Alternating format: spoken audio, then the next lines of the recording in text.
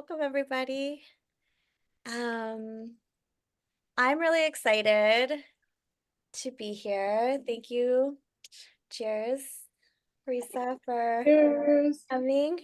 Um, Parisa and I met like in Palm Springs That's right. That's um right. some years ago, definitely Yeah. pandemic times, like so maybe like 7 years It ago. was, yeah, it was like 2018, I think. Mhm. Yeah. Yeah, and we just A instantly mutual really liked each other. Huh? friend, a wonderful mutual friend. Yes. Yes, I'm really glad. Um, I'm really glad for that introduction.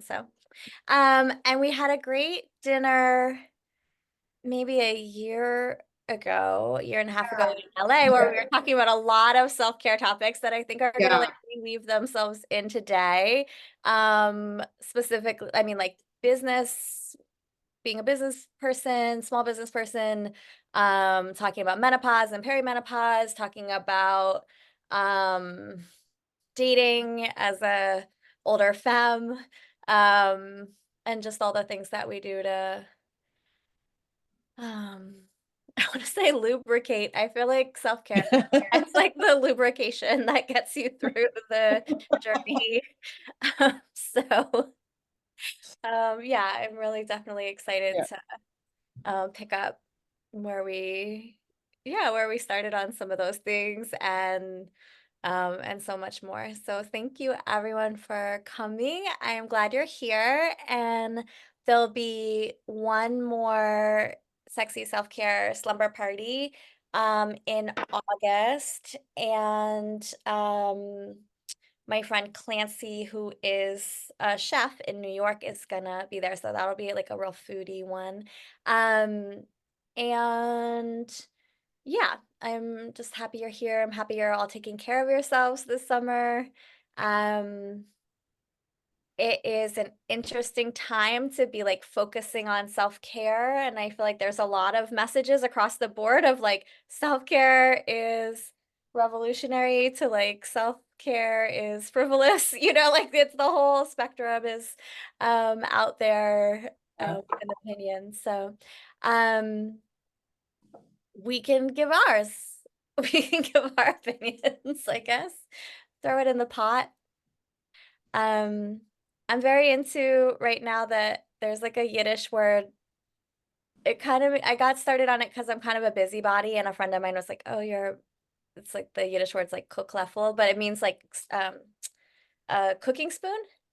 So I was like, "Okay, it's like stirring the pot." And I was like, "Yeah, stirring the pot." But then I was also like, I think that I was like, "But it's in the mix. Like that's the residue. Like you're in the Mm. mix." So I'm like, let's get in the mix Yeah. about registering our opinions, throw it in the pot, stir it up. Um, yeah, and I'm just sending so many blessings to all of you as we navigate chapter 375 of this American Empire telenovela that we're just it's gotta surf the waves, surfing the waves through.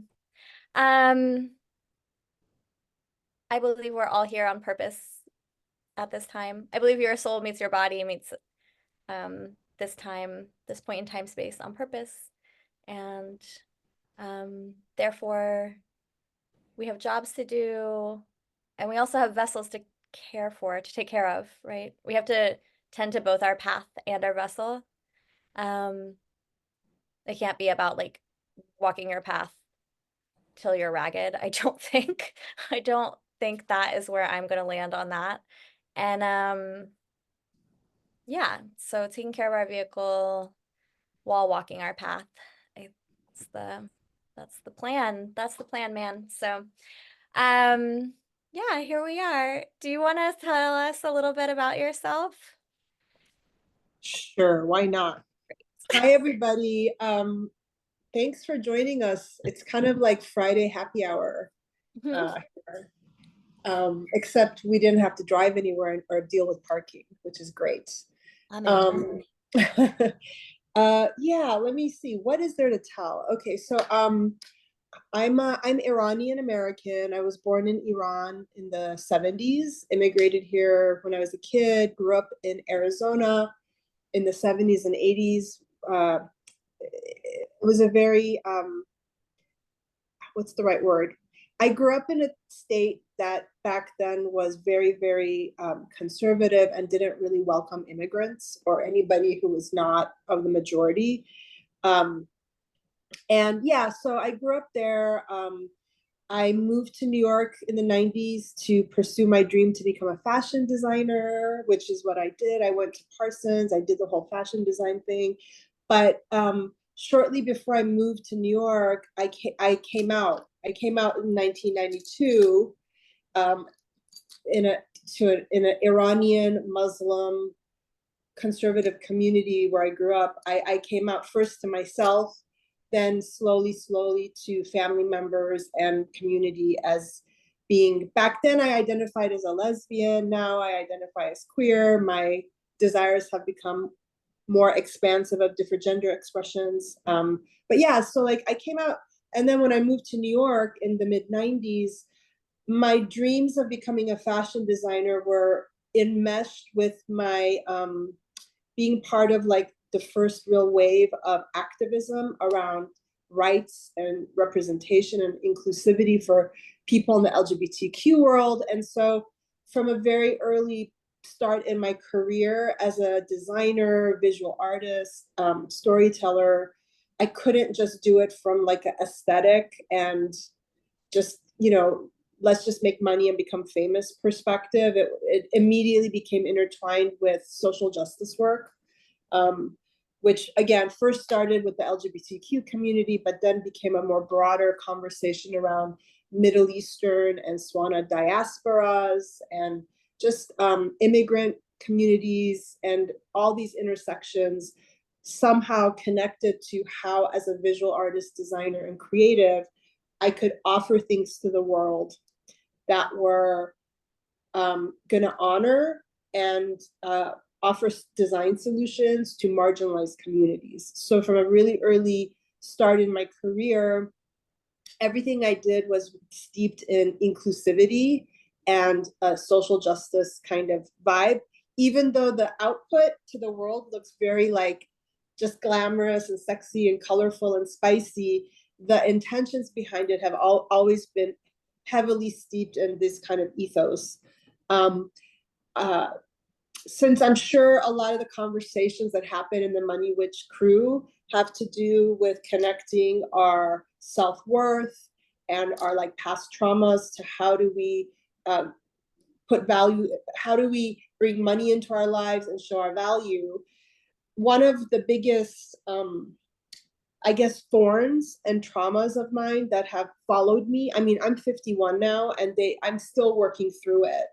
Like this is like the real unfiltered stuff. Like people who only know me through my projects and activations might think I've really got it together and I like totally must be so like, I don't know, like so self-loving and so self-accepting, but that's not necessarily the case. Even now, after 30 years of doing the things I do, um, I think for me, being considered a trailblazer, a disruptor in environments and social groups and in industries that were not ready to talk about inclusivity or social justice or representation for minorities and marginalized communities, like fashion world was not ready for that. Like my first design job was actually for Target. I was on Target's first design team in 1999. So all that Y2K fashion you see right now with the cargo short pants and stuff, I was designing that shit 24 years ago for Target. But and what I was gonna say is I remember and Target's probably the best company I've worked for as far as fashion companies go. I would choose them over all the other brands I work for. They're still much better. But like I was suggesting things in like 1999 to my supervisors, to the leaders of the company, like, hey, what if we had sizes more than size 12 fashion for women? Or how about maternity wear that's like cool and edgy, not like frumpy? Or Like I had all these ideas, and back then they were just not ready for it. So that what I was going to say is uh, being sort of a trailblazer and thinking ahead of where society or an industry was ready. What that did for me, which is following me now in my life around money mindset and like valuing oneself and your offerings to the world, is because the gatekeepers, the directors, the bosses, even my parents were not able to celebrate and support my progressive ideas in the fashion world. I started the first queer fashion line in Brooklyn in 2003 or 4. Like that wasn't even a thing. But what I was going to say is the messages I received from my bosses, from the just all the people was, and this is before social media, was you're crazy. This stuff is shameful. Like actually what you're doing is legit shameful. Like go hide. Like, you know what I'm saying? Like shut up. Like stop it. Whatever you're doing is upsetting us. It's disruptive. We're not ready for that. And I really internalized all of that. You know what I mean? Like I was young. I was still like impressionable in that way. And I think the message I gave myself was there's something inherently wrong with you. Yeah. There's something wrong with you being an Iranian immigrant. There's something wrong with you being queer. There's something wrong with your ideas for fashion. Like, what is that? Anyway, uh, please stop me at any time if you Oh, I'm want. entranced. I'm like entranced and intrigued. I think we all are. So what I was going to say is like, so my story is one where over the last 25 years as a post design school professional, I keep jumping in and out of corporate jobs where I try really hard. I try really hard to be the model citizen, to be a good designer at a corporate brand. But because my DNA is that of a social justice warrior, an inclusivity warrior, I just couldn't shut up. And so I just was always not able to stay happily in these jobs without, all the bullshit that happens when you're the odd duck on a team. Yeah. And so 8 years ago, after constantly leaving a job, trying to do my own thing in the fashion world, and then coming back to a corporate job. 8 years ago, my body, I had like severe autoimmune issues. I had put on a lot of unhappy weight. It was like unhappy weight, you know what I mean? And I was just I was just miserable at my last high profile design job. And so I left. It was like, I'm done. So 8 years ago, I was already living in LA, and I just like I couldn't do it anymore. And as an Iranian, as a Middle Eastern person, food and like family style meals and cooking large portions of like delicious Persian rices and stews and salads and sharing it with people was just such a part of the way my immigrant family coped with our own daily stresses. We're trying to survive in the US with no money or whatever. And so I always connected having a large plate of delicious food as not only a way to connect with people, but a feeling of abundance, of prosperity. You know what I mean? Like, Mhm. like we could, my parents' business was about to go bankrupt, and like shit was going down, and my country was in revolution, and I was being harassed in school for being a, goddamn Iranian terrorist. But I knew I could come home and count on a big pot of rice and some hot, hearty, stewy curry thing. It's not really curry, but like for those of you who are not familiar with Persian food, it's a lot like Indian food, like curry things with rice. So for me, I always associated the ability to have food on the table and not have it be portioned, like serve myself as much as I wanted, as a sign of prosperity and abundance. And so after I left the fashion industry, I had to figure out ways to like reinvent myself. And one of the million things I was doing to try to make a few dollars, I started throwing pop-up dinners, Persian suppers and salons out of my cute little apartment in Silver Lake. I could fit two people, I'm sorry, 12 people with two folding tables. It was a packed house. And I would sell tickets, and that opened new avenues for me. I used my background as a designer, as an illustrator. I used my knowledge as a home cook and as a host, and started putting together these dinner parties, which then sort of catapulted me into this culinary world. There were some write-ups about my dinner parties, and the media started being interested, and the Persian community, who I had been severed from. I mean, look, when you're like a radical queer activist in Brooklyn, like the Iranian society in LA did not want to have anything to do with me. I was like, there was a lot of different communities that were like, you're too much for us. But when I started cooking Persian food and hosting these traditional sort of beautiful dinner parties, it was like a bridge. It was a bridge between all these different worlds that I was part of, my ancestry, my radicalness, my progressiveness, my tradition. And so that became a start for a new life for me. And so to fast forward in the last 8 years, it has not been simple. And I'm still in the thick of figuring it out 8 years later. There's been Yeah. a lot of pivots, right? And I'm sure a lot of you have experienced a lot of pivots. We all had to pivot during COVID, if not for many other reasons. And so in the last 8 years, I've been figuring out how to use my passion for the culinary world, my background as an artist, my love of connecting people and bringing people together, and my sort of newer interest in this idea of how we're all layered people. Just like one of my spice blends that I offer to the world is layered, how we're all layered, and it's the different spices that make up your story that make your delicious spice blend that's unique to you, right? And so now I'm sort of taking food and art and event planning and stuff and turning it into a way for all of us to like not only connect with each other but connect with ourselves, like honor our roots, honor our lived experiences, and use these tools of cooking and spices and music. I throw a dance party and I'm a DJ, but it's all around the cultures that feel like home to me. Now that's where my world has gone, and anyway, that's the overarching journey I've been on. But I will stop Always, here.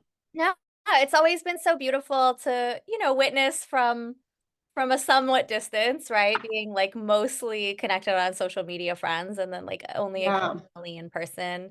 But just to watch the journey, I deeply understand pivot life. We all definitely, especially during COVID, there was a time at which I was like, we have pivot fatigue. I think we're still there a little bit, a lot of us who have businesses.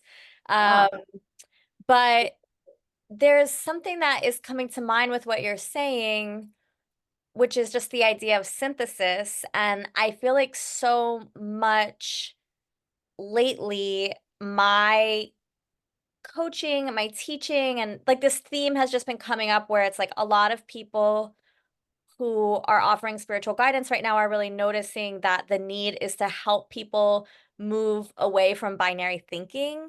Yes. I expect, and so I'm sort of like, what is the antidote to that? And it's sort of like, it's this synthesis, because even pivoting is sort of like, I'm going here, like, no, I'm going here, I'm going here. And it's like, what happens when you bring it all together? And as Yes. business people, as artists, which you are both of those things, and those things layer too, Mm-hmm. it's like, I think we always have this question of like, how much of my total self can I synthesize into something that's legible and like potential, marketable, right? Yeah. Yeah. And Yeah, um, absolutely.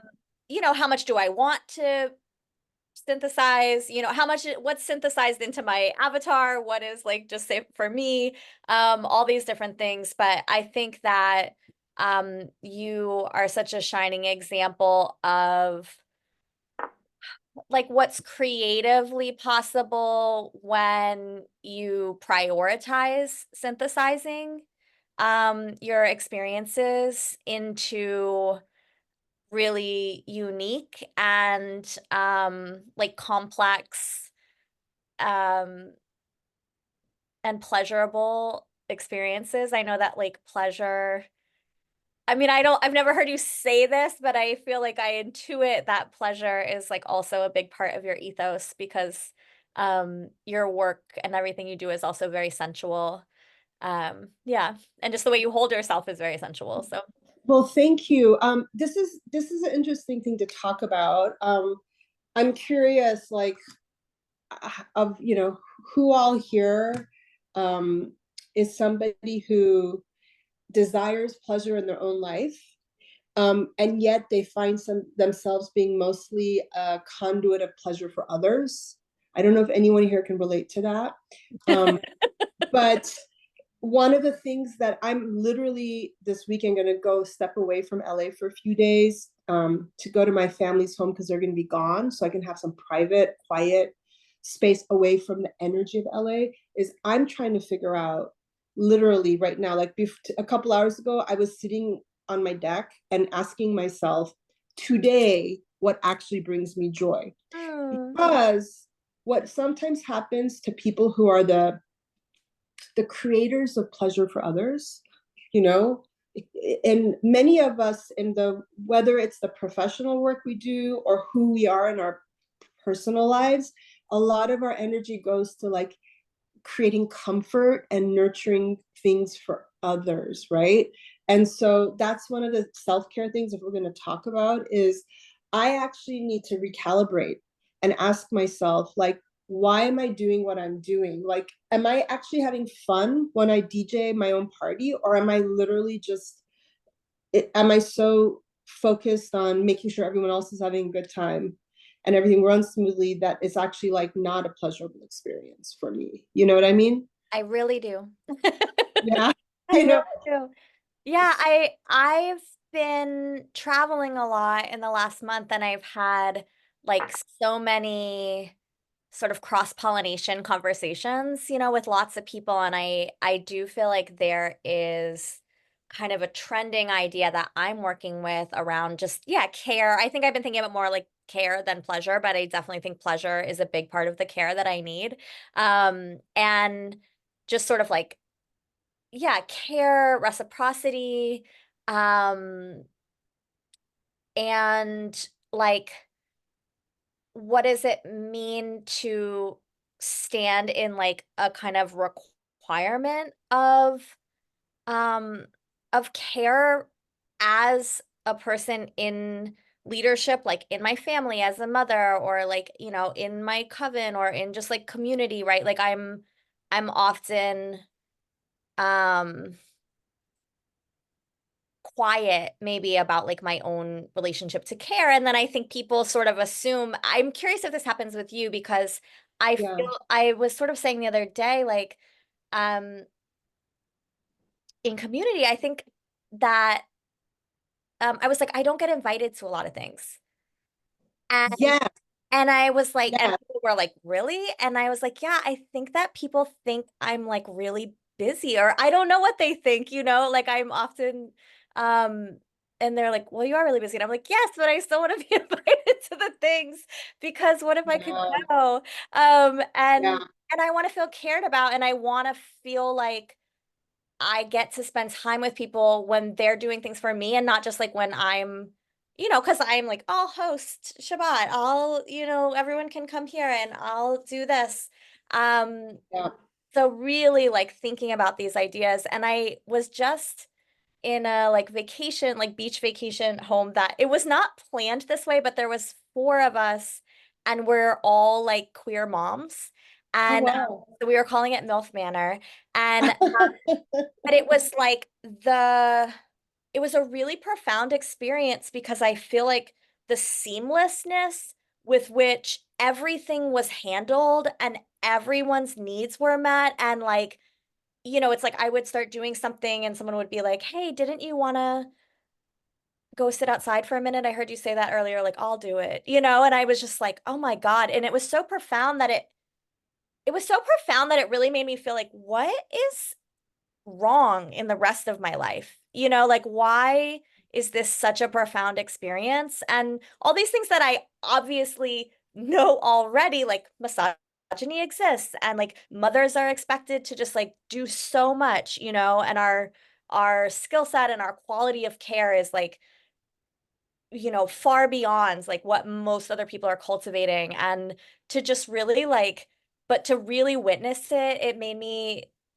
I don't know, I had sort of like this profound re-realization again about like, no, this is what I want. I want to be like cared for with the same like level of skilled care, the same level of skilled like pleasure production, the same level of skilled like attentiveness to needs that I honestly, not effortlessly, but like seamlessly and gracefully provide for other people constantly. Yeah. So I think it's a huge conversation. I'm like very interested in this conversation right now. Well, one thing that you mentioned, which I think is a great way for anybody who is feeling like they want more mutual flow in their life could do is, for example, you found a whole just it just so happened, but everybody on your in your vacation house was a queer mom, and so you all intuitively had empathy and compassion for the other person because you already knew what it's like to be that. You know, I'm part of a monthly women's gathering that my friend she's a beautiful Persian actress, but she's also like a true healer. Like she's a true healer. And she selected people, the women who come to her circle, every single person there is a creative person who also is some sort of a healer in the way they stuff put in the world. So when we get together, it's just like that. Everybody intuitively knows to bring some food to share. Everybody knows that we all have to pitch in together to clean up. You know, we hold space for each other. People people can ugly cry. Like people who like there was a woman there who I didn't know, but she's like a huge like Persian influencer, like fashionista or whatever. But when I just saw her at this thing as like a with no makeup on, ugly crying about some really heavy shit she was dealing with in her life, you know? And so I think one of the things is like if people we all could find people who are similar in the way that they give um and offer in the world and somehow find a way to be each other's flow when perhaps most people around us just expect us to be the one who's outputting and offering that. And I have the same experience as you. I actually said this to my friend the other day. I'm like, I've noticed that the only nights I have plans are either if because I'm the one throwing the thing, because I throw a lot of events, or it's because I'm at some sort of like culinary culturally networking thing. You know, it's like I'm like, when was the last time somebody just was like, hey, do you want to come over for dinner at my house? Or hey, we're having a barbecue. Would you like to join us? You know? And so I've often felt like this imbalance. Like, hey, sometimes I don't want to be the one who's producing the event. I want to just be a guest or just include me, you know? Yeah, it makes me think about, you know, something else that I feel totally confident that you've grappled with, which is like this idea of like being intimidating, you know, and Yeah. you're like, okay, what is it makes me just think like what's the idea of like which is a projection, right? It's like a projection of like who you are. You know, I mean, people are like, you have, people say to me all the time things like, oh, you're the money witch, so you don't have this problem that I'm talking about, or like, you're, have everything together. And I was like, okay, like, you're just making weird shit up about me in your head. Like, that's okay. But it's like that idea of being, it's almost like the more skilled you are, or the more like generous you are, the more people perceive you as like not having needs and then don't think Yeah. to like give you anything ever. Um, Yeah. and it's like, oh, well, why? And it's almost like their own insecurities, like, well, why would she want anything from me? You know? And I'm like, because I need shit. Like I just like I need care. I need friends. I need invitations. I need like someone who will pick me up at the airport. I, you know, the same way that I do for other people. Um, but yeah, it is an intersection that I feel a lot of curiosity about, and I feel curious about also conversations about like how do we show people, especially like younger people, how to tend to us also, like as we're getting older and as we're like parts of communities, how do we kind of like learn these lessons for ourselves and Yeah. them to other people at the same time? And it's so hard to ask for help, so Yeah, I'm seeing that there's people in the chat that are resonating with this conversation. It's yeah. So I was sharing something before everyone came that is sort of related to this, but again, it goes more to money and career, but kind of around this. It's not yeah, so much similar about, vibe. yeah, it's not so much about like asking for the care and the pleasure you need, but like other financial compensation. So Asking for the money you need, which the money yeah, is often lubricates the care and yeah. pleasure that you need. Yeah. Yeah. So I'm this is like real time, this story. This literally happened yesterday. Okay. I'm I'm still, again, like, if any of you like were to check out, I have like 6 Instagrams. I have my own online store, my own Yeah. party, my own this, blah, blah, blah, all this stuff. Anybody on the outside is going to be like, oh, she's got it on lockdown. Like she must be living like a really good lifestyle. And, and because she's a community builder and activist, she's got a lot of time and energy to spare to continue being community building and activisty. Okay. So I had this conversation yesterday. It really like affected me. So it's kind of good that I can like maybe Yeah, I air love it out, air external it out here. process. Yeah. Okay. Hmm. So like a woman, like a woman in my community, I've never met her yet, but she started her own nonprofit, like a Middle Eastern nonprofit, and now she's organizing her first like pop-up market event thing. And because I have like t-shirts and spice ones, I love being a vendor at specifically Middle Eastern or like immigrant diaspora pop-ups here in LA. It's like the perfect place for me to whatever. So we I had just applied to be a vendor. Like that's all I was focused on doing. But she asked if we could jump on a call, which I was like, okay, great. And so we got to talk more like to colleagues who do community building. And she let me know that um, she created a nonprofit to create work for herself, which is noble because she's doing good work. Yeah. But this is really important though, okay? Because we're talking about money, business, Yep. profit, all this shit. So she's already let me know that like this thing she's created is basically funding her life, right? And she knows that I had already told her in our like let's get to know each other conversation. I'm like, look, I'm a completely single, self-funded artist. Like I don't have grants No one coming in. talks about how expensive it is to be single. I mean, not no one talks about it, but that's a whole other thing. Anyway, go ahead. Okay. Like I don't have Let's anyone helping think me about that. share. Like I have no one helping me share with the costs of my life. Absolutely. And I live in LA.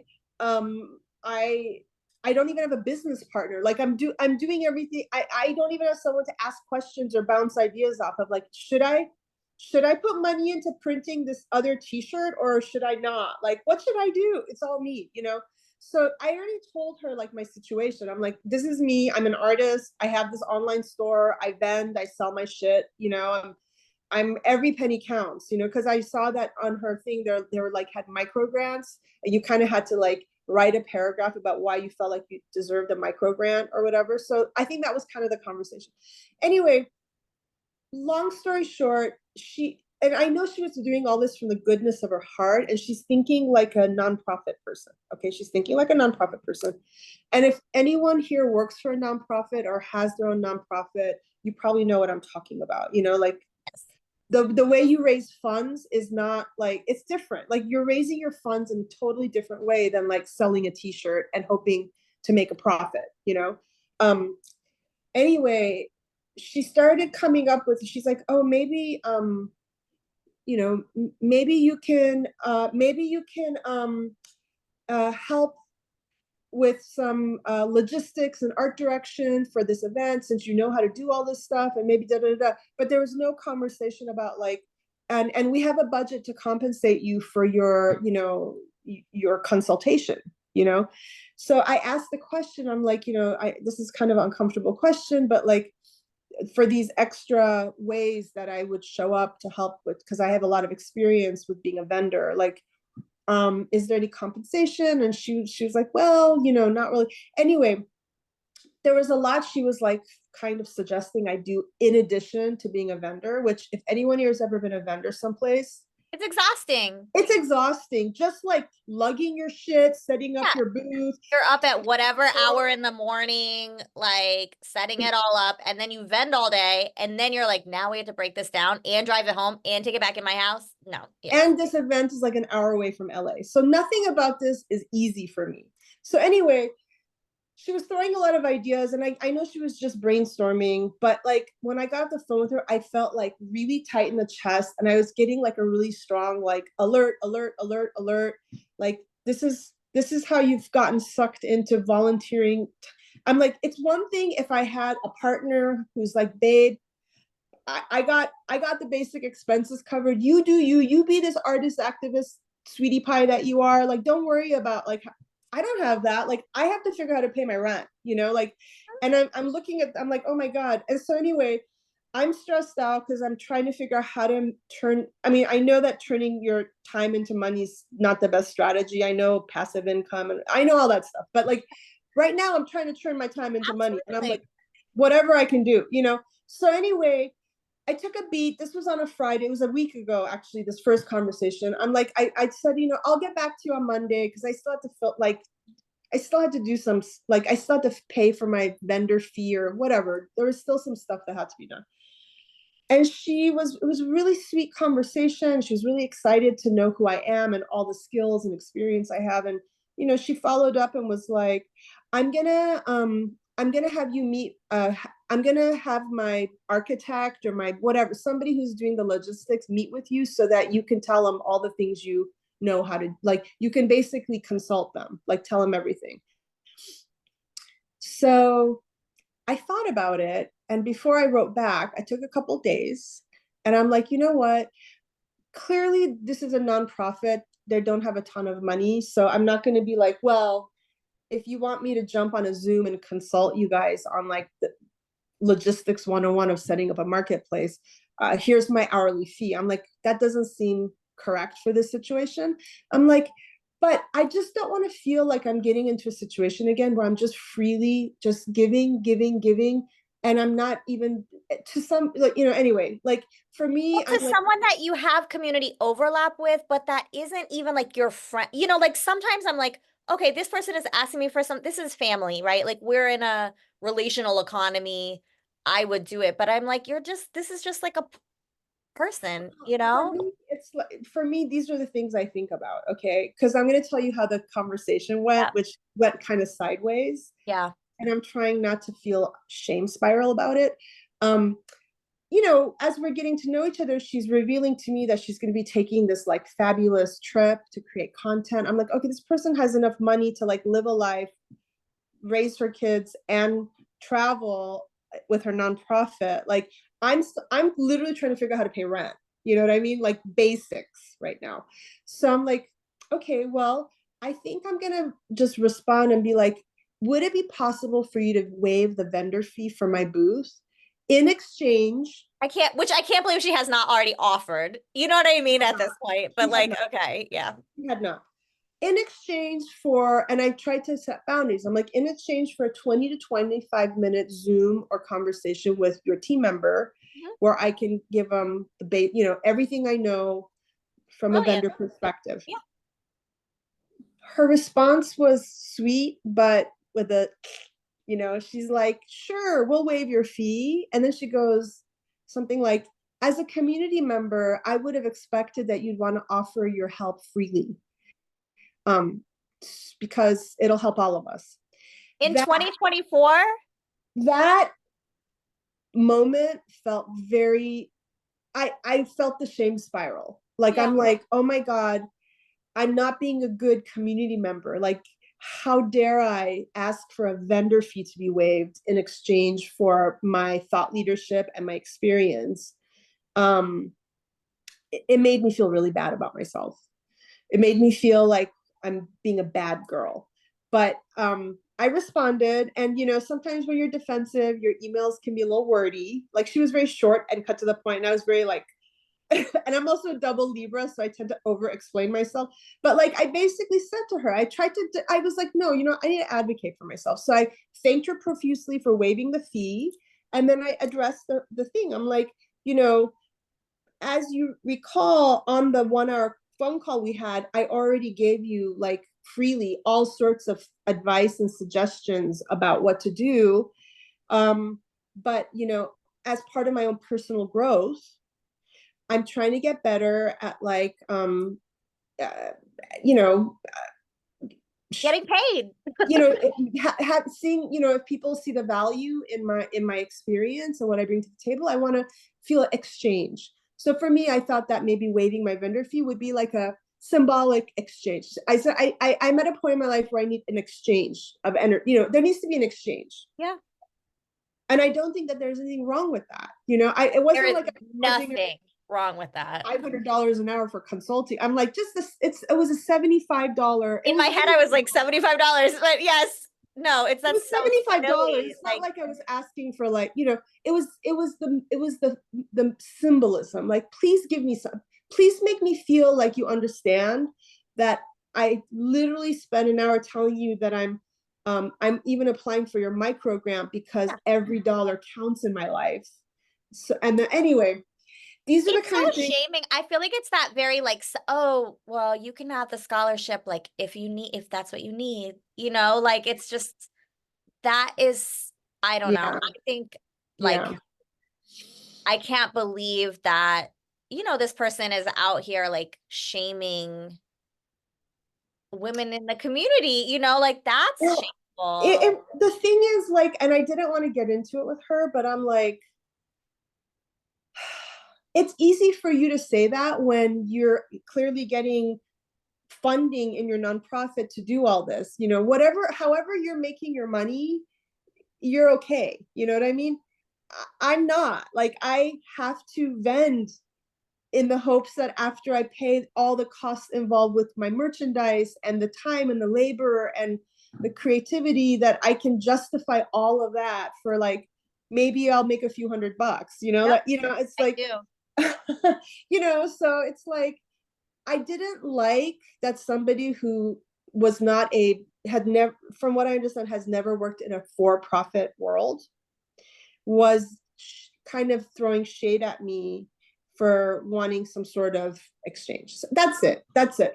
I But think that there is sometimes like in the nonprofit world. So, I mean, the nonprofit world is set up very strategically, right? To launder yeah, money, to emotionally exploit people, like all these things, right? To yeah, hold a place in capitalism of like yeah, filling unmet needs in this, savioristic kind of way, and to yeah, exploit people who care about other people, in order to do it for like always like just a little bit less. You know what I mean? Like just a little bit less than you would yeah, really need to keep everybody so distracted. So I think that nonprofits are honestly like a super strategic tactic of capitalism, and but I think once you get in that world, there's a lot of ethos around, yeah, glamorizing struggle, glamorizing working for, out of love,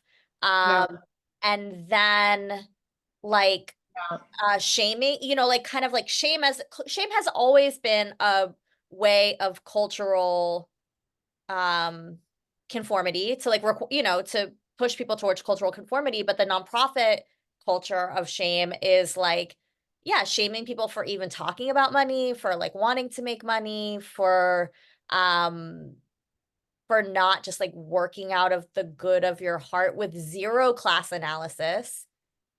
And, yeah. anyone who's like been hard up for $75 would be like, of course you could have the vendor fee.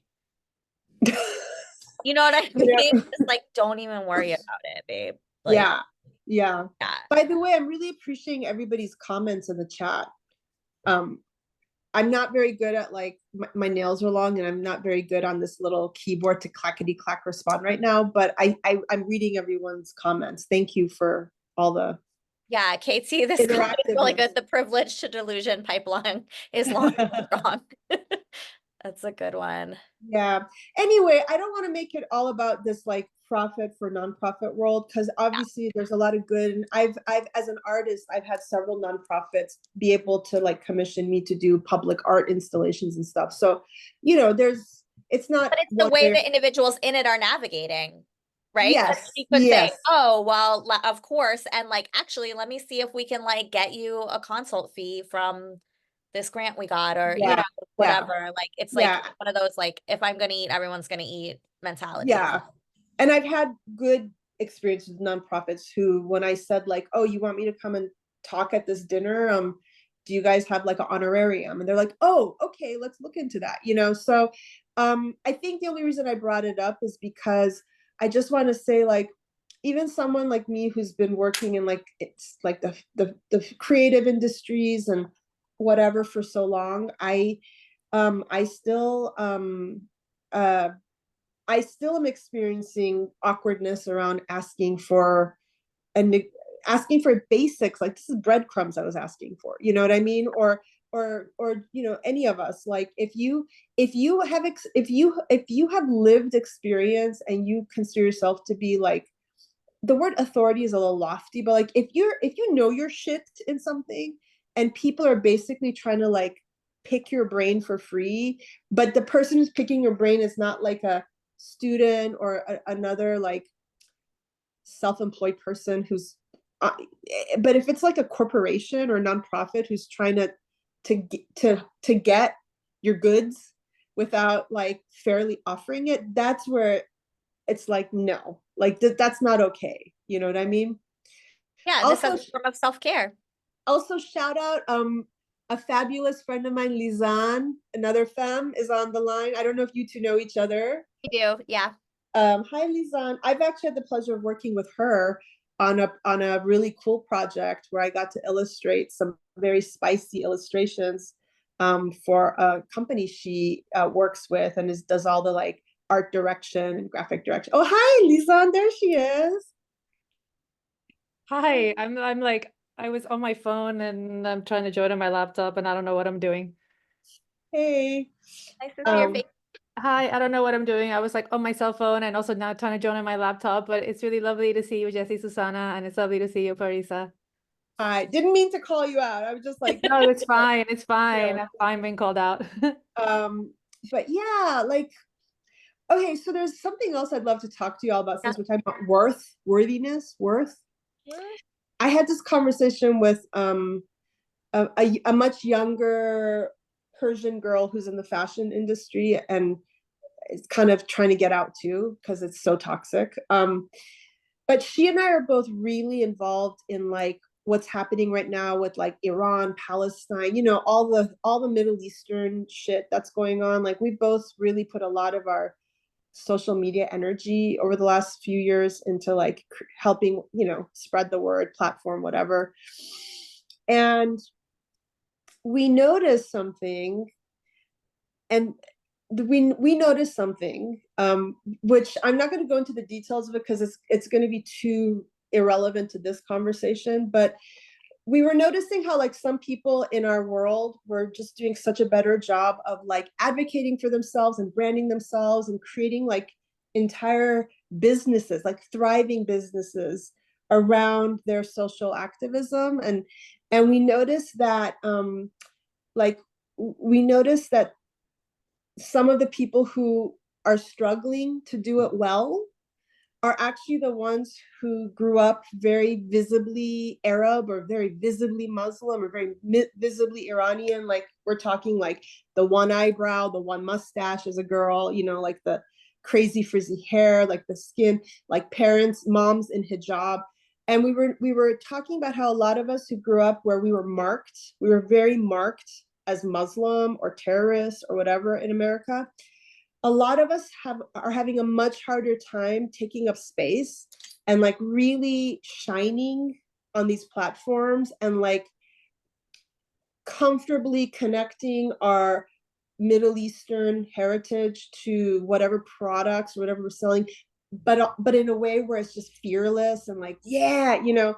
And we're noticing some of the people who are more white passing or maybe grew up with an American parent and that Arab Muslim side wasn't heavily doused on them are the ones who just take they're just more, they're flying, they're just more with ease representing themselves in the world. And so this word came up. It's a Persian word, but I don't quite know what the right English translation is, but it's something I've thought about doing like a personal essay about or some sort of post about, but I wonder if it would resonate to people here. There's this word in Persian, the word, the way you pronounce it is hag, which is a weird word, hag. Like it would be like H-A, I don't know, Q-G-H, like hag, okay? Hag technically means like your rights, your entitled birthrights, your rights, you know. And that word gets thrown around a lot in the Persian culture, especially like moms to daughters, elders to younger people, where it's like you say things like to hak nadari, which means you don't have a right, but it's used all the time for everything. And one of the things I've been thinking about is how like I'm seeing this happening in my life again, is that some of us who for whatever reason were othered growing up, we were like othered, whatever that might be, in whatever way we were marked, you know what I mean? If we grow up in a society where we're already being marked by the external world, whether it's our classmates, teachers, people on the streets, but then when we go home, instead of getting that feeling like we're here to lift you, support you, you're safe at home. At home, we know you have rights. Like we know that you have your birthright to pleasure, to prosperity, to feeling good about yourself, feeling proud about yourself. If even in your own family or culture, you're getting this like message, like you don't have a right. Who the hell do you think you are? That combination is so bad. It really can wound you way past the expiration date. Like there is no reason that I still carry so many internal voices right now where every time I want to make a video and like put myself out in the world around some cool project I'm doing, or like maybe try to get people to buy my spices or whatever, it's painful for me. And these voices in my head are like, who the hell do you think you are? What right do you have? What right do you have? You know, and it's just, I don't know. I haven't quite, the words are a little muddled because these are thoughts that I'm ruminating about really currently, but it's like, it's interesting how many of us, whether it's because we were raised in a certain gender or in a certain, it's our religion, our ethnicity, it's because we're immigrants, it's whatever the thing is, it's just so wild how sometimes these voices in our head could directly affect our money mindsets. You know, I'm sure you have a lot to say about that. I do now. I think the words it was making me think, well, first I was just thinking like the word entitlement, and then I was thinking about like the word shameless, you know, and shame, right? Like it's like the struggle to be inhabiting a shamelessness, you know? And it also makes me think of like the way that we use like shameless and even entitled as you know, in describing things that we don't prefer, or like ways that people don't prefer. But when we like really look at the word, like what does that mean? Yeah. You know, it's like there's very positive aspects of both, you know, it's like, yes, shameless, like, yes, you know, and shame, like the idea of shame that we work with in Money Coven is always about just like, there's something inherently wrong with me, you know, like I amongst all people are And I'm always, every time I've ever taught, I always teach about shame because it's huge in money. It's just huge Yes. in money healing. Yeah. And I just am always trying to debunk it just from a logical perspective where I'm just like, amongst, like 9 billion people, like what would be the odds that like something was uniquely wrong with like just you? You know what I mean? Like it just doesn't Yeah. seem highly likely, truly. Yeah. And there's it's just such a lifelong struggle, and to note the things that send us into a shame spiral, like having this conversation, which I want to really validate that you had a conversation with someone who was actively shaming you. So it would be difficult, right, to not kind of go to a shame place from that. Like it's not even like your own issues, right? Like she was actively doing that. Um, but it's always strange, like the little places that shame pops up and how much work we do. But um, yeah, like entitled outside, there's so many things that we could, it's like entitled to what, right? When I think like entitled, I'm like, Yeah. entitled to what? But what we are all definitely entitled to do is to like fully inhabit ourself Yeah. in the world. Yeah. Embody. Do you talk about embodiment? I Embodiment. I talk a lot about like incarnation, which to That's me it's like interesting. the sort of like spiritual side of embodiment where I'm like, this is you, right? Like this is your soul meets your body, meets this Yeah. moment in time space. I find like because I'm coming from a perspective of like believing in God, believing in creator spirit, like that to me is a place where I can find a shamelessness because it's like there's a Hebrew prayer I was singing it this morning that's basically like you say it when you're waking up. That's like thank you, God, the soul that you've put in me is whole, Mm-hmm. Mm-hmm. and I just have to say like it's like your vessel is whole, your soul is whole, those things meeting and happening here and now is whole. It doesn't mean it's pleasant all the time, but Yeah. entirely complete, and it holds an essential lane. Like every single person holds this essential lane. And so much of my work is like um financially, but really just everything like to what extent is like this your God-given lane, you know, and you're like in here. Absolutely. Absolutely. Yeah. I'm on that journey right now. I I don't know who else is on this journey, but like I didn't even know the concept of like being embodied. I'm still not, I mean, I couldn't give you the professional definition of it, but this is something I noticed. We haven't talked about dating yet, but I've noticed over the years the kind of people that I've been like really crushed out on and like we're sort of hoping they would find me to be the one they wanted to date would always end up falling for women who like this, not just one, this happens a lot. Like they always end up falling for like a woman who's like a sexual embodiment coach or like I don't know, they always fall for the women who are like just I don't know how to explain it, just seem to I don't know what that means, but they're just like so comfortable with their own self and just like focused on pleasure for themselves and just very not self-involved, but like the opposite of someone like me who grew up where I was got the message, who the hell do you are you, how don't be audacious, that's shameless, like all those shit.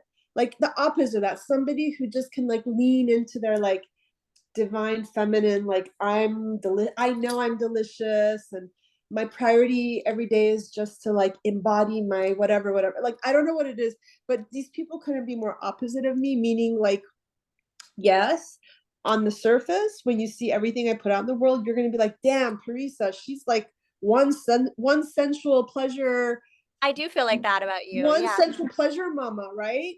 But energetically, anyone who's like spent some time with me knows that I'm a bundle of anxiety and like still seeking external validation from the world to be like, you have worth, you have value, like what you have to say matters. And I'm like the opposite of an embodied person. That's the journey I'm on. Because I think that like I haven't really actively tried dating in the last couple years, partly because I kind of have expanded my gender interest to include cis men, but I'm also noticing that there seems to be a lot of problematic people in that demographic. But anyway, whatever. Like there's probably whatever. But am going through menopause, and like we talked about earlier, the whole like how that changes your body, you know. But I think the real reason I haven't actively tried dating in the last few years is because I just know myself. Like I believe that we attract the energy, like we attract whatever vibration we're hooked into. And my entire life, because I'm such a ball of like anxiety and I'm so disembodied, like I'm really focused on how can I make you feel good, right? Like, yeah, I am embodiment of pleasure, but for you, not for myself. You know what I mean? I do. Like, come to my dinner party, I'll feed you delicious food. Come to my dance party, you'll probably end up meeting someone you want to hook up with at my dance party. I'm not going to go home with anyone. Like, facts. That's really what happens, you know? But I'm like, now what can I do? What can any of you who relate to this do to like shift the narrative? Like, what is it going to take for me to be embodied, where I can walk through the world more relaxed, more comfortable in myself, and prioritizing my own pleasure? Because I think that the kind of people I'd want to like date or partner with, they're attracted to that energy. Yeah, I mean, it it makes me think too, like it's about embodiment to a certain extent. It's about your relationship with yourself, right? And the way that Yeah. your relationship with yourself has been interrupted by, you know, all kinds of influences. And it's like, what is it gonna take to have a relationship where you feel the way that other people, the things that other people see in you, Yeah. and that you're able to channel, right? Like you're able to channel these things very gracefully, right? Like deliciousness and pleasure, and like you said, you know, be a conduit for that. You obviously have a divine relationship with sensuality and pleasure. You know, you're I think very in yes, relationship I with agree those, to that. yeah, Yeah. with those concepts. So what is it going to take in your relationship with yourself to feel that viscerally Yeah. on a day-to-day basis? Yeah. By the way, I do love being able to see examples of my friends who are showing me examples from their own lives of how they're doing a better job of being embodied and focusing on their own pleasure, you Is know? there anything that you've seen recently that you were like, I'd like to emulate this? That's a good question.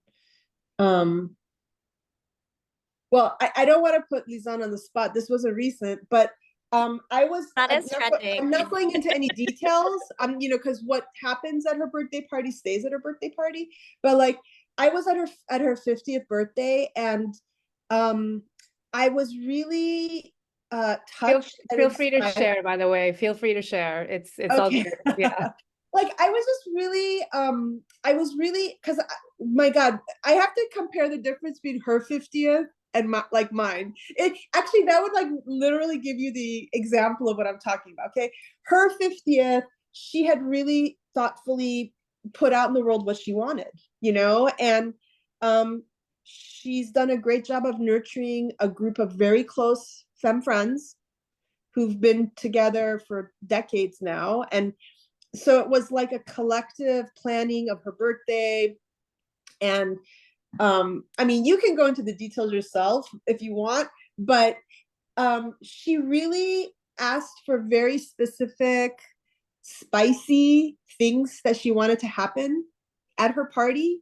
And everything she wanted happened. It was a collective group of people signing up to like help Lisan have the most juicy, sexy, playful, delicious night, memorable night.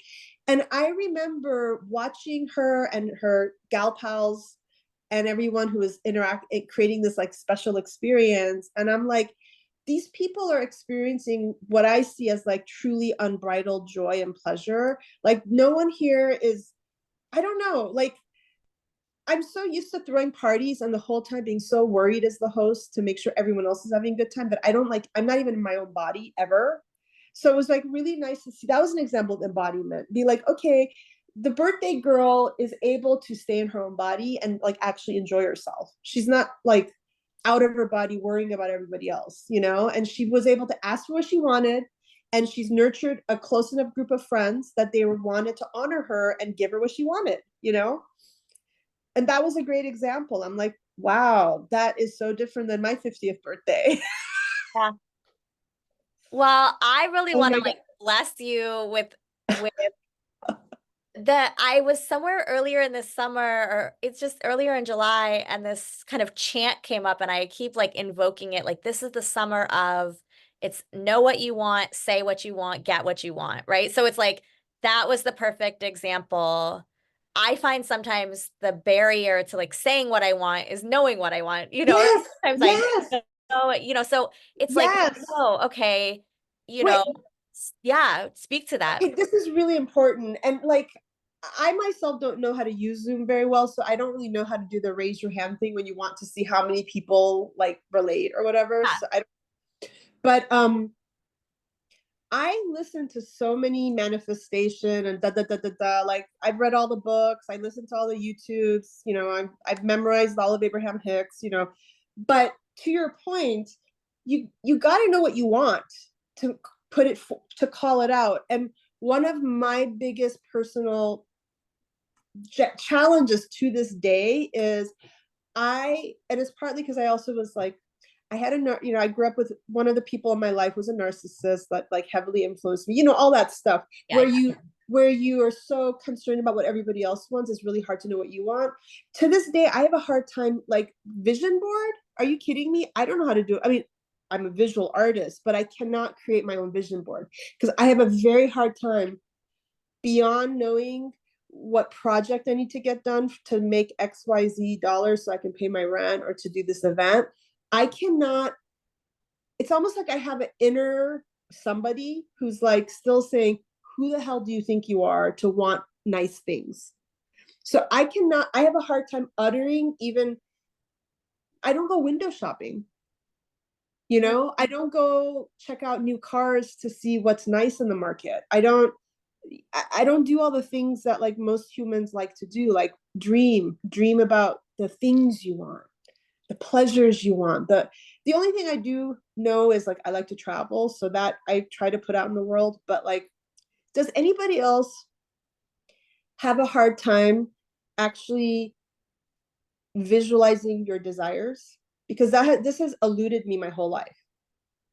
This is like a big one of mine. And I do know it comes from all the things I experienced. We all have our journeys, But do you have any, what is your thoughts of how somebody who's blocked around tapping into their own desires to like get over that, to give yourself permission to want things, to be audacious enough to want the good life, whatever that looks like to you? I mean, I think that a couple different layers are coming. So there's sort of like the picture, the vision board, and then there's like that sort of median, like identifying what you want in a moment and all the ways you talk yourself out of wanting a thing. Like maybe you can feel the instinct, but it's like, oh, I don't know. I noticed this in my last relationship because I was in a long distance relationship, and it's like if I was sick or something, and he really wanted me to like, he didn't want to have to come in and like he wanted me to ask for what I wanted. He was I happy see. with what I wanted, He but didn't want to read your mind. no, he didn't want to read my mind, which why? Please read my mind, but but it's like I really struggled, because I would be like, okay, I'm sick, you know, like I want you to send me soup, but then I'm like, I could just buy myself soup, like, you know, or like, why would I ask someone to get me soup? Like, I don't know. It's like I can really like talk, I don't need soup. There's soup and I can eat ramen in the cupboard. Like I talk myself out of it, you know. I don't struggle to sort of desire things, but I often talk myself out of the experience of receiving them sometimes. Um, Mm. but with the bigness, it does remind me of like work that I've done with different teachers around manifestation. It also is reminding me of this thing where people say, like, if you want to ask for a salary or ask for a raise, like, say the biggest number that you can, like, possibly say out of your mouth without laughing, Yeah, you yeah, know? So I think, like, or sometimes we say, like, oh, I want this. And, you know, the teaching is like, we'll go bigger. Like, why can you only imagine, you know, like, if you imagine yourself having yeah. a house, why can you only imagine yourself having a two-bedroom house? You know, like why can't Right, you right. imagine that you could have like whatever, you know, giant house with a pool? Yeah, You want yeah, that, whatever, right? But it's like, you know, why is it like, oh, I don't need all that, you know? And so I think some of it is just about getting basically like absurd with it, like being like, yeah, I want, you know, and just going like yeah, totally expansive yeah, with it. yeah, And then really sitting with like, what is it in my body that says like, you can't have that, you know, which is like there for you, this voice that's like, you know, who do you think you are? And or like this feeling of other people can have this, but not me. yeah, and that's one of the definition of scarcity um that I work with in my teaching, which is like, you know, scarcity is the belief like there's not enough, I'm not enough, things are for other people, but not for me. That third one has yeah, that third one has for many different reasons been the narrative I've had. It actually started by just having an immigrant experience. Like if anyone else here is a first generation immigrant or whatever, like especially if you come from a culture or a religion that's really different than American, like just my childhood experience of not being allowed to go play with the other American kids, not be able to go to the dance, not be able to go to the football game, uh, because my parents were so scared of American influence on me. I from a young age, I'm like, other people get to have fun, but not me. Mm, Like I was born into a different life. I was born into a life that's very controlled, very strict, and I'm not allowed to have fun. And so that was like a really early message I got, you know? It's interesting. The way some of us can get these messages around like that's for other people, not yeah, you right. know? And really intentionally, which and I believe that the intention behind it is also paired with like, but look at all these things you get because we're preserving culture for you. You know, like I think that that's Yeah. the desired effect. Yes, they wanted to protect. They were trying, and now as an adult, I understand what you know. I understand their journey, and I get why they were holding us close, and we're a little suspicious of the American ways and whatever. But you know, when you're a kid, in any way that you see, like, oh, everyone else is getting Christmas gifts except for me. You know, everybody else is. I even had an experience. This is true. You're gonna laugh, maybe. In middle school, everybody in my homeroom got invited to the Jewish kids' bar mitzvahs and bat mitzvahs except for me. And so I just always felt excluded, which is, I think, probably why so much of my life's work is around creating like radical inclusivity. Because, like, from a young age, on so many levels, I just felt left out. Or Do you feel like, like that's like a reparenting? Like, do you feel like you're like creating the events or just like creating yeah, the community that your like inner yeah, child like needed to feel involved in? yes, 100%, 100%. You think you would have felt different? I mean, of course you would have felt different because it would just would have been a different experience. But if you had been raised somewhere where there was like in LA where there was like more cultural threads, Yes, kind of like, oh, well, at least absolutely. I can be in this clique of people who like still get to have fun, but we have more of a similar like Oh yeah. ethos. Yeah, yeah. I have Iranian friends who grew up in like, not just grew up in LA, but grew up in like Beverly Hills or the Valley, around like a very like prosperous and proud Iranian community where they grew up really proud of who they were, and like everyone around them was the same, and they have a really different sense of haq, right? Their sense of, you know, they believe they deserve opulence Yeah.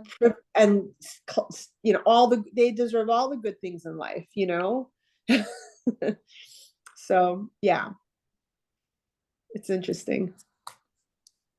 I know just from personal conversations that you really have put in more work in the past, couple of years, few years to take care of yourself better and to prioritize that self-care. I know you have like a very Oh intentional morning routine and yes, yes, you're very like I need to take care of my vessel. yeah, I need to give these things to myself even if they feel um I think for you, like not deserving. I think for me, a lot of these things feel decadent. Like to me, for like my mom would be like I have a hard time being like, oh, I'm gonna go get a massage or something, because she's kind of like, oh, the yeah. decadence, like why would you? Whereas to me, I'm like, no, this is something I feel like I need to take care of my body.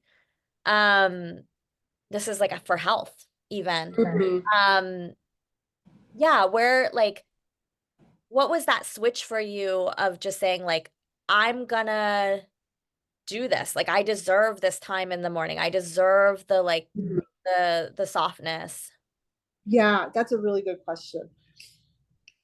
So my morning routine is rooted in uh, decades of me waking up always in the morning in a state of anxiety and feeling like I don't know if I'm going in the right direction. It's this constant self-doubt.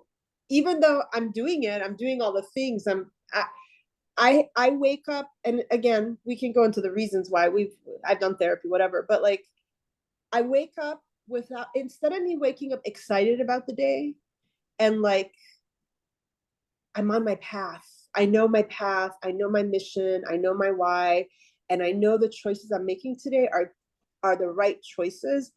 My life has been filled with so many examples that I gave earlier of being cut off at the knee every time I was being bold, being brave, going after the thing Well, it's so that disconcerting to feel like I am acting intuitively, like in what I believe is my purpose, and then the reaction is just like, no, no, no, no, no. yeah. So after decades of that, starting in childhood, um, I have a very anxious nervous system, and my mornings, every morning I wake up to this day feeling very ungrounded and questioning every decision I've made in my life.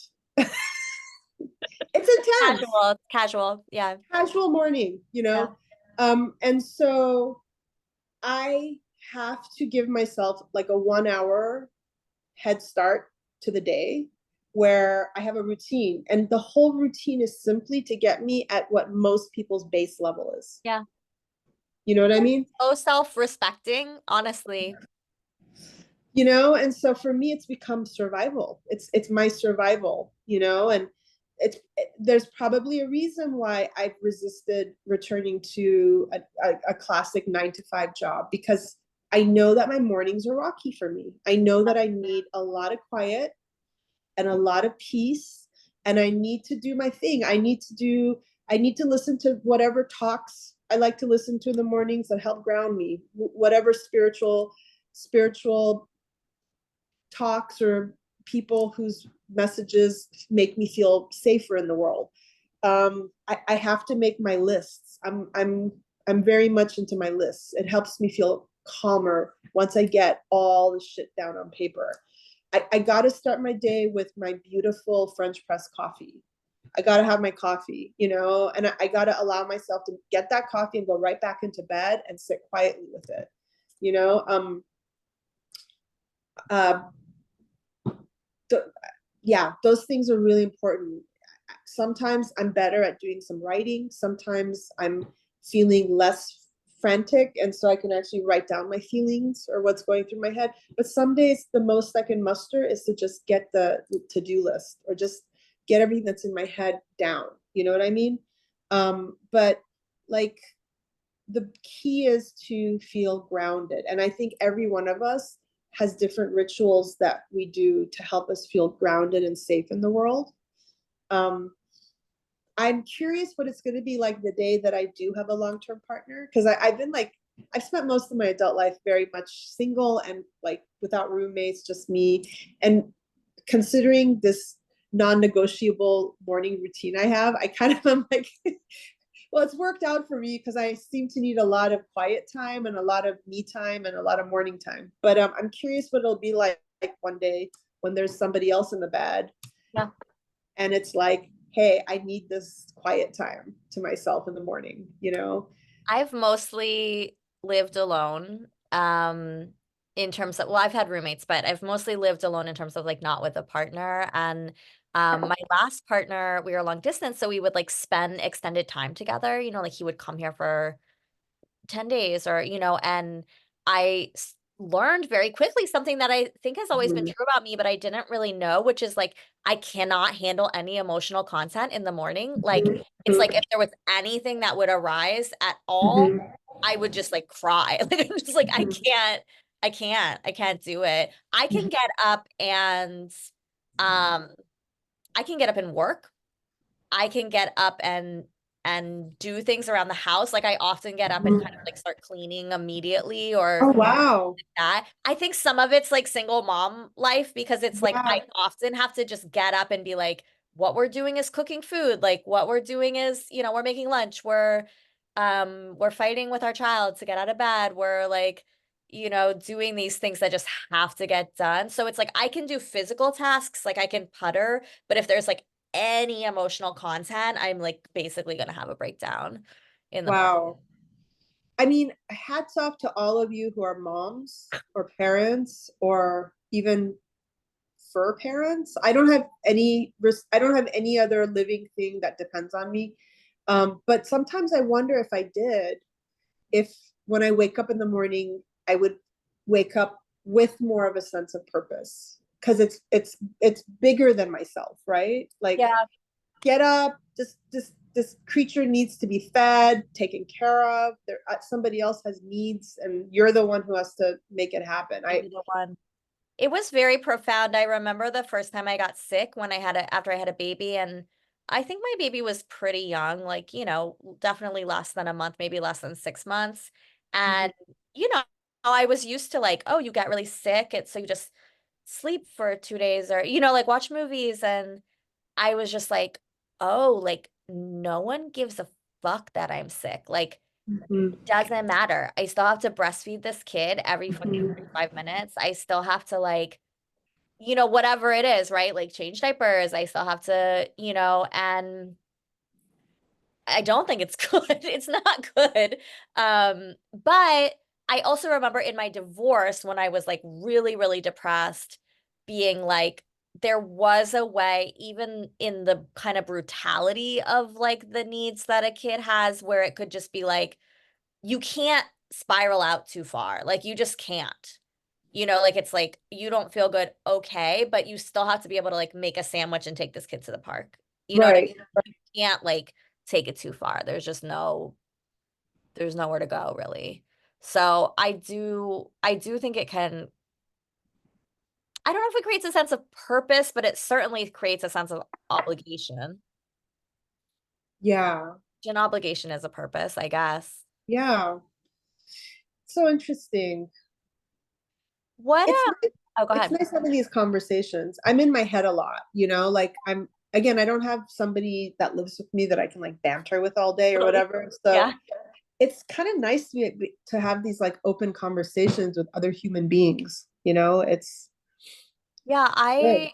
I think we I think we just all have to be talking about like how are we surviving all, in order because surviving is getting increasingly challenging. So, or there's Yeah. just a lot of pressure, right? Like there's a lot more Yeah. pressure in our environment. So I think like as the pressure in our environment increases, um, you know, what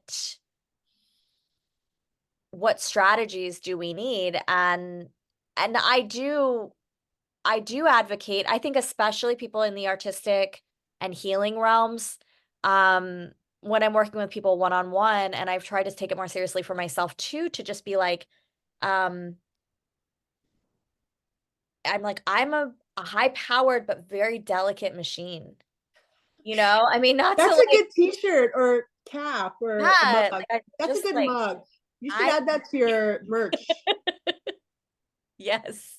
I need all these things that I was taught are like very decadent or extra, like I need them. I need to be alone every day. I need um massage. I need guidance and counsel. I need, to all these things. That, I need that. them.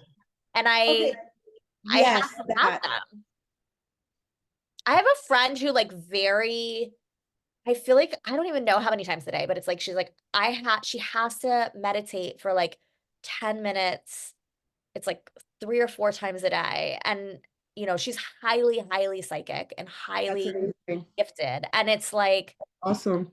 I remember her saying, going on a trip with a friend and being like, we had some conflict because like this person was not respecting that, like, at these Mhm. times a day, like I have to go meditate for 10 minutes. And I was just like, yeah, like that's the kind of stuff we need to just say flat out. Like, I need this. It's okay. Yeah. If you don't need this, but can we respect a diversity of needs? And, that's a cultural struggle to respect a diversity of needs in any Yeah. kind of way. And, the standardization of everything has been a part of colonial culture, capitalist culture, and to just say like there's only one acceptable set of anything, including needs. So how do we feel the entitlement to say I take my own spiritual needs seriously. I take my own artistic needs seriously. I, Yeah. Yeah, I for take my own sure. emotional needs seriously and I make space for them and I like demand in a just in a way of like I'm going to do it. Like this is my lane. I'm going to be in it. No one else has to be in it. If if it's not resonant, don't resonate, like Yeah. go get in your lane. The, that's the recalibration that I'm currently needing to make space to happen in my life. That's why I'm going to go away for a few days from LA, because what you just said, like trying to figure out, I think we all have to go through these chapters of recalibration. It's like sometimes we go down roads and we get known for certain things become part of our identity, certain roles we have become and then at some point you're like, wait, why am I, is this still the right way for me to be spending my time and energy, or am I just in the inertia of it? Like what today matters, what today still feels good, what today still feels nurturing, what today still feels aligned with my goals in life or my desires. What are my desires? That's what I'm trying to find out. you Yeah. know um I'm what gonna does invite you. I feel like we should have a private vision board party. I'm like, I would love that. I mean, yeah, listen, I have no problem whipping up the images. I just don't know what like yeah. I need prodding or permission. Isn't that No, crazy? Isn't space. this No. crazy? Does anybody else here have like a weird voice in their head that they're like waiting to get permission from their inner voice to be allowed to want things? That's you do. Okay, I see somebody raise. It's crazy. It's like, who is this inner bitch who's like, no, you don't get to even have a desire. I'm gonna block you. You can't even imagine. You want to start fantasizing about like the dream house or like what kind of romantic dates you want to go on. Oh no, guess what? I'm going to block it. You're going to draw a blank. You don't have permission. Like, that's what goes on in my head. And then oh my God, it's crazy. It's wild. Do you feel like that has impact? Because I know we both love talking about dating. So we were like, we haven't even talked about dating, but we really like, haven't. Do you Well, we got 20 minutes left. Like it shows up in dating, or do you feel like you feel clear about what you want in dating? Okay, that's a great question. Because I feel like I have heard you say, like, these are things I want. Okay, through trial and error, I know what hasn't worked for me. Right, we know what we don't want. I know what I don't want. I do know what I do want. It has a lot to do with energy and how someone can show up in my life. You know, like, I don't know. We're all different. We all have different things we desire. And through trial and error, I have observed that because I'm very independent and have had to figure it out for myself and all the things, I tend to attract people who need a strong woman. But I'm a strong woman who needs someone who is equally or even stronger than me in their energy, in their competency, in their mental hygiene, in their spiritual journey, in the inner work they've done, in their whatever, so that I can lean on them sometimes and I can grow. Like, I would like to have a growth opportunity, you know? Obviously, I'm sure we all want to be with someone where we have like actual chemistry, where we're not going to get bored after dinner because we have nothing to talk about. Like, I've been in that. It's not cute, you know? Like, I just want like the basics that are unique to, that, but also a fit for me. We all are unique. Like, what works for me might not work for you, you know? I am interested in exploring a human being who brings a more of a divine masculine energy versus a toxic masculine energy, but is grounded and earthy and fiery, versus me. I'm all flow. I'm very flow, you know, and someone that's offsets that, lots of flow. I'm a lot of air and water, and I think the people I'm most attracted to are like fire and earth blends, you know. But it's aging, aging, the city you live in, the gender and the socio-cultural communities that you inhabit can all make dating tricky, you know? Like, I feel like it activates a lot of scarcity. I mean, I hear that. I feel like aging and dating can create scarcity. I know LA can be a very scarcity-evoking dating scene. I can say this much, and I do think this goes back to just our belief systems and our mindsets around scarcity versus abundance, which I have a feeling in your company you talk about this all day long. When I first, 3 years ago, almost 3 years to the day, it was 3 summers ago, when I like put it out in the world, I think I even posted on Instagram that like, I'm interested in dating men, you know, like it's so shocking, but yes, here I am, you know, because I was coming at it with like no preconceived idea what that was going to be like, because I wasn't like watching all the TikToks from all the like angry women who have dated men who are fed up with men. I was very open, and I also had low stakes. Like, the stakes were real low for me. Like, I wasn't like, I need to find a husband. I was just like, I don't even know what it's like to hang out 2 nights in a row with the same man. I still don't, by the way. That's still don't know what that's like. I really don't. That's exotic concept for me. But like, this was what my mindset was, which I really want you to get it back. And I think this mindset, you could fill in the blank with different gender or different circumstance. I just think this was a good template that I have to remember right now. 3 years ago, this was my mindset. Any man who has the pleasure and luck to have even 1 hour of my time is so lucky. Amen. Because I am coming from the world of the Amazons. I am coming from the world of the brilliant women of the world. And all the queers and all the trans people and all the genius creatures of the world. He is so lucky to even have an hour of my time. He will have hit the jackpot if I let him be physical. I mean, if he gets to see me unclothed and gets to like experience me, wow, he is one lucky mofo, you know? That was the energy that I had because, you know, I hadn't drank the Kool-Aid, I hadn't listened to all the talks, I didn't know, I'm sure some of you know this.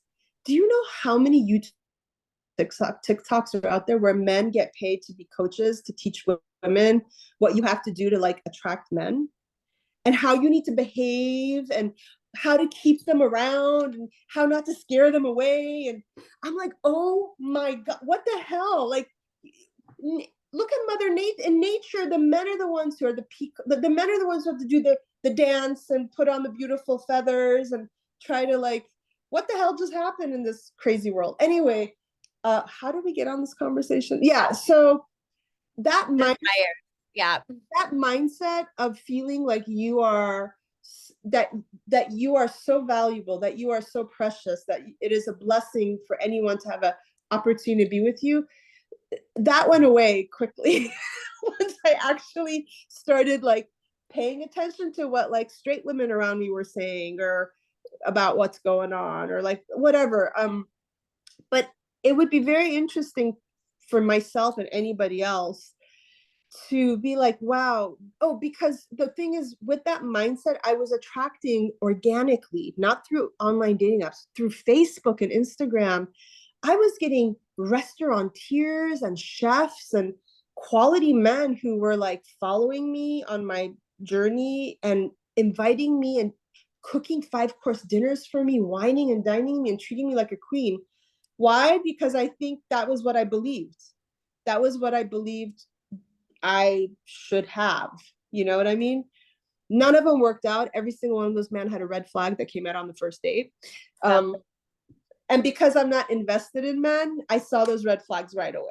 If that person was like a cute butch or like a cute masculine queer person, I would have like, just destroy me. It's fine.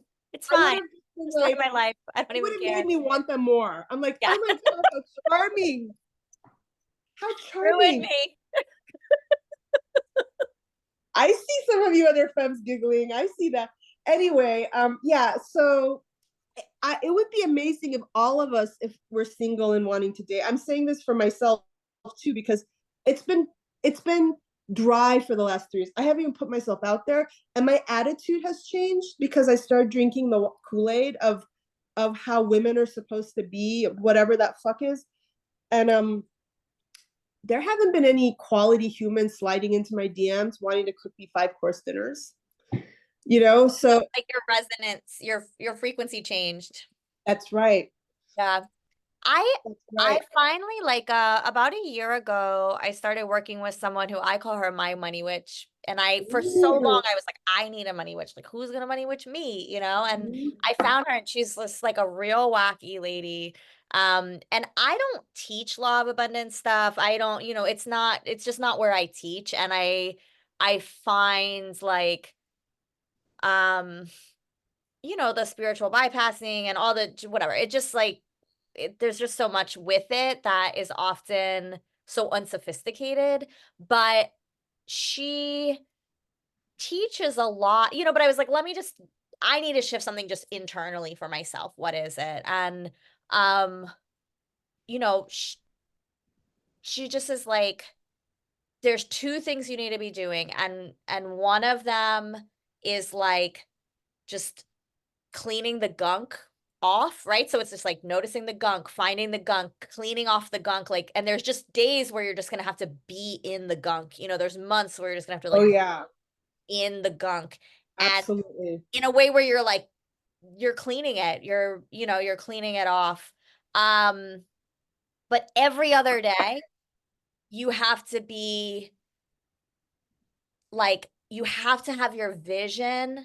And this is where we get in that like big vision, like you have to have your like big vision of like, this is the thing, and you have to see the version of yourself who's already there totally. you know, she's very like that version of yourself does things differently. You know, like she Yeah, takes care of herself differently. She has a different relationship to like body, food, totally. Totally. exercise, Absolutely. environment, entitlement to like certain types of self-care. You know, she's, Yeah. of course I would get it. You know, it's like if you just were like, yeah, it's normal. Like I make, you know, $400,000 a year. That's normal. What kind of choices would you be making that were like normal? Like, yeah, I need to get a massage every week because like that helps my body and my nervous system, you know, or I need to be whatever. And it's like, you need to understand who she is and how she does things, and then every day that you're not burning off gunk, you need to be, like, just tapped into that energy, like, I'm embodying not even who I am now, but, like, that version of me, you know, like, You're absolutely right. that That free is so true. to just and to everything, how would that version of me pour my coffee in the morning?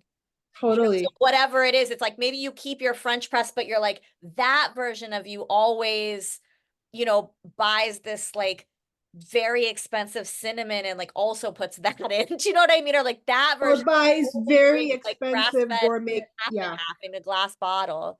or the $30 coffee beans. Yeah. So it's like, okay, you know, it's like we have to just get into like, Not the Trader Joe's. yeah, no, like we Go don't get that want it. fancy coffee. Yes. The last time in my life I think I did that was when I was a teenager. It's been that long. Mhm. It was when I was a teenager and we lived in Arizona, and um uh I was in adolescence and I was craving, I saw like, this is the 80s when like spa culture, like spas, like luxury Yes. spas had come out, and also like department stores had fancy perfumes. You know, that whole 80s, Like, whatever, mall, department store and spa, the Red Door, like those kind of yes. spa. Yep. And like all the rich girls in my very rich high school, I was the immigrant kid in the rich high school. We were not rich when I was growing up. Um, we're going, having mommy and daughter like spa days and getting the expensive designer perfumes, and I had none of that. In fact, my mom was such a practical woman and humble and like not glam woman. She didn't even teach me the basics of beauty. I went to the Scottsdale school library or public library and checked out a book in 1983 on how to groom and beautify yourself as a woman. No, That absolutely. book that book was written in the 1950s. So I was learning how to make myself beautiful and feminine and whatever from the 1950s etiquette. So like you have to wash your underwear every night and hang it to dry and comb your hair 100 times. Anyway, that was the only time I embodied it, because I'm like, I know I don't have the money, but I want to experience luxury spa lifestyle. So like I went to the drugstore, the 99-cent store, got like the cheapest expensive, I mean, version of like spa products, you know. That was also the, like, designer imposter era. Yes, It's yes. like, And if you like Giorgio Armani, like, Calgon bubble bath, yeah, Calgon, take me take me away. away, you know, in the giant like bathtub. So I would like get cheap bubble bath and do like a bubble bath and like get like make a I don't know, like make a For some face reason, it's mask. powder. I don't know, when I was a kid, I was, like, obsessed with powder, just Yes, like, powder. poof it, Powder like, was the first makeup I ever bought, was face powder. Like, poor why thing, why would we put like, of all no the things idea. you could buy? But like, I remember my almost daily, if not every other, like several times a week, I would lock myself into that bathroom that I had to share with my brother, and I would do a full spa ritual. And as I was doing it, I literally imagined that I was in a luxury bathroom in a luxury spa. Like I was no longer in that tiny little like old-fashioned bathroom with the tiny tub. I was living that Persian princess lifestyle, you know, with the fancy conditioners and the hair masks, and I felt it. Like I really felt luxurious and luxuriating. Isn't that interesting? But like Yeah. that was like almost the last time in my life I let myself imagine the whatever version of me. I think we just it's like, I don't know, she really got it in my head, like, you have to be acting as if because it just makes the move into that part of yourself like so much smoother, you know, and I think about that. I think about it in my nervous system sometimes. I'm like, this is getting a little, it's taking it to a little bit of a heavy place, but you know, whatever, we can weave in and out. But I'm always like, what kind of nervous system would I be if I like had a father who cared about me and did his job? Because I'm like, I actually have to ask myself, like, it was only in the last few years, I was like, how would I act if I Yeah. had a dad? Like, who, I mean, Wow. I do have a dad, but it's like, you know, how would I act if I had a dad who like cared, you know, like if I had Showed up for you like the way you wanted to. protected and, you know, all Yes. these things like Yes. how would I act? And it even occurred to me a little bit, like I was like, yeah, like maybe I should look up not these stupid dating coach men, but just but like older men. Like I'm like, does anyone have like fatherly advice? Like what kind of information am I missing out on? I don't even know. Yeah.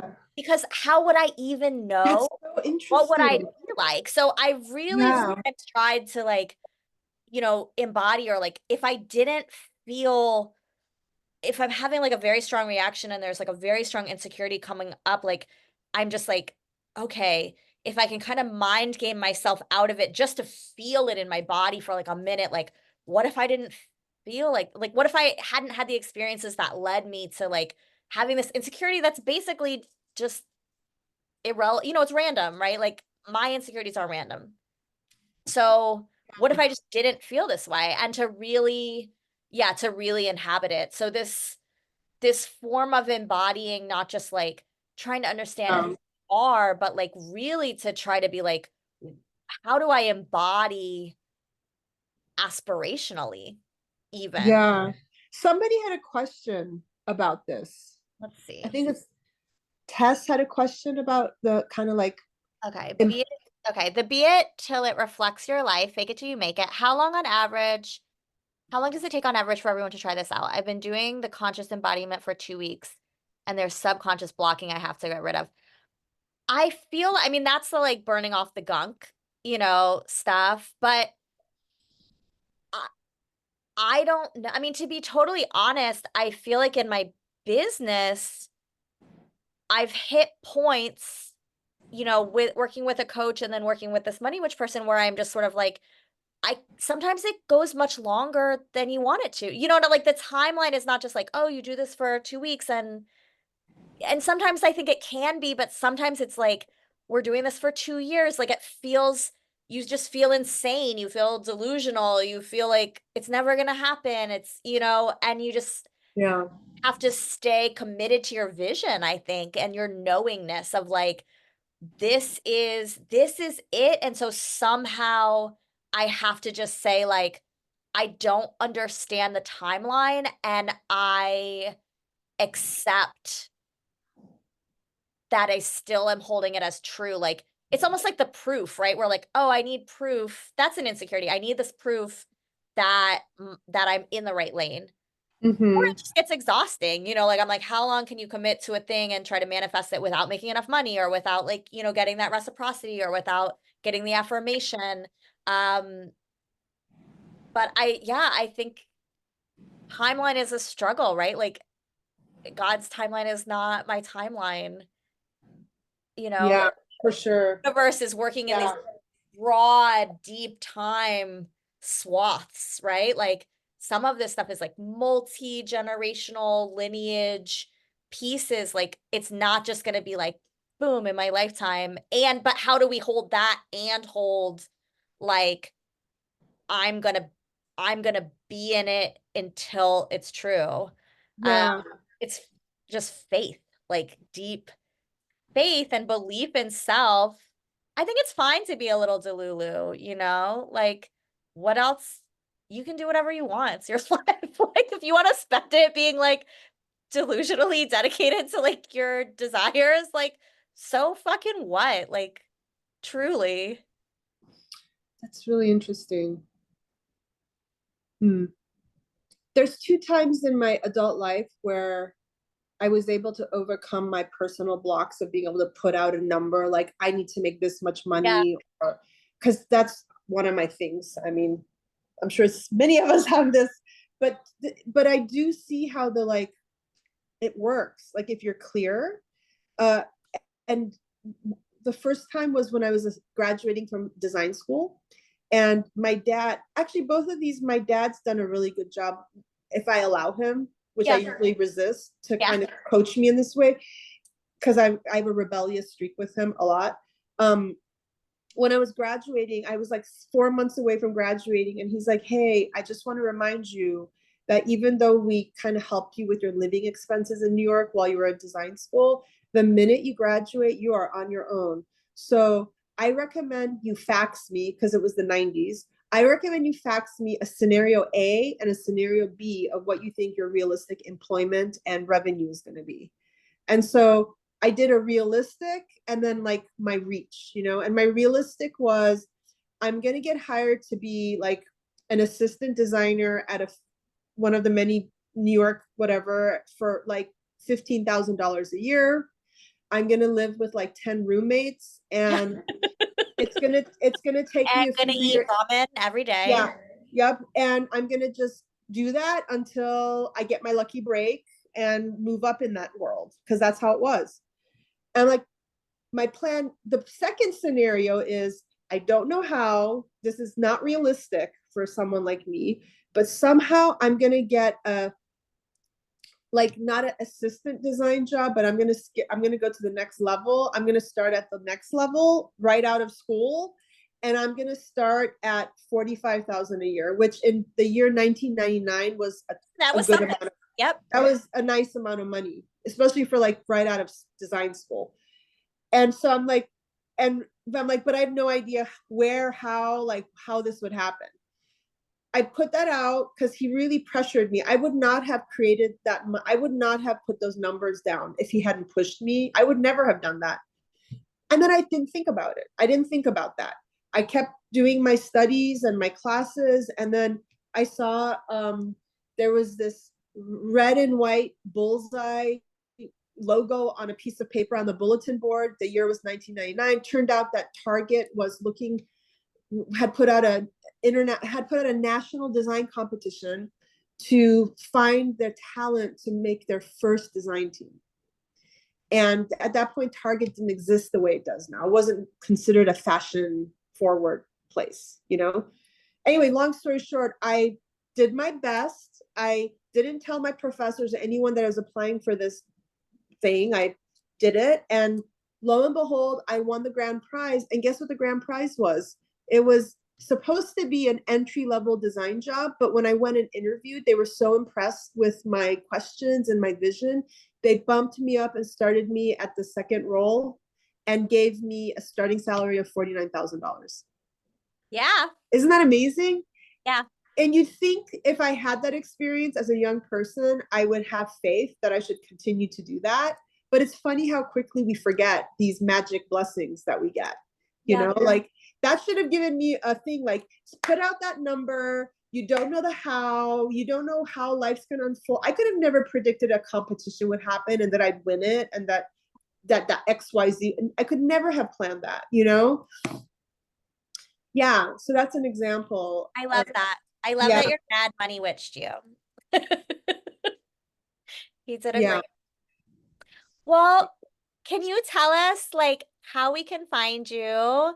Yeah. I want to make a personal vouch. I've been wanting to buy your spice mix, one of your spice mixes for a long time. It's like I see it, I'm like, oh, absolutely. I'm gonna get it one day. And I was, we ordered one in preparation for this interview because I was like, let me start getting in the energy of it. And I just did some really simple roasted Romanesco cauliflower, with it, and I put it on a pickle plate, and everyone was like, what's that? What is this? And it was just so delicious. So remind me again which one you got.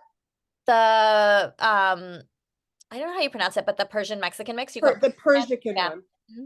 Yeah. So the ways you guys, if you're curious and interested in stuff, I think interested in stuff. I'm sure my Instagram, I can't type right now, but no, we're gonna send it out to everybody who is here. So if you're interested in my food culture, it's called Savage Taste. You can find me. I have a website where I sell my own hand blended spice blends. I have 2 seasonings. They're really magical and they literally make everything taste good, but they're very different. One is called Persican, and it's the best of like Middle Eastern and Latin flavors combined. And that's the one you have. And my newest one, which feels like it'd be really appropriate for these like sexy slumber parties, is called Not a Salty Bitch. And it's like the most delicious all-purpose salt-free seasoning, but it's beyond. Like, I'm very proud of it because it's got real lemon, tomato, onion, garlic, celery, paprika, sumac. It's got 14 spices of oregano, everything you want to make anything taste delicious. Yeah. And it's not going to be the same price as if you go to Trader Joe's and get a little thing, because I'm hand crafting each one for you. It's all a one-woman enterprise, so the price reflects it, but it's incredible. I also have some really cool art on my t-shirts and merch. I need to put more of my art out in the world as like posters and whatever, but I have a dance party in downtown LA. That information is Aziz Amor LA. But I think my Savage Taste is the best way to stay in touch because I'm most active on there.